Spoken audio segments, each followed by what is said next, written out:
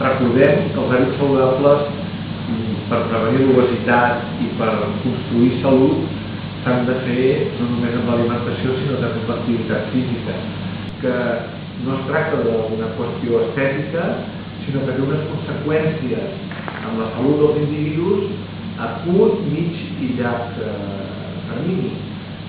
Sobretot, el que es dispara d'una manera cada vegada més alarmant és la diabetis i les malalties cardiovasculars. O sigui, obesitat, diabetis i malalties cardiovasculars són les grans epidèmies de la humanitat en aquest moment, sobretot en els països civilitzats, que es diu, però també s'està veient que en els països hi ha un creixement de les malalties cardiovasculars independentment del seu nivell de pobresa. Les activitats que farem seran diverses de l'edat. La idea és promoure l'activitat física, l'alimentació saludable de la forma més divertida. Nosaltres hem tingut de realitzar de cara als centres escolars. Després la resta de la ciutat utilitzaran altres activitats que ja realitzen a la ciutat.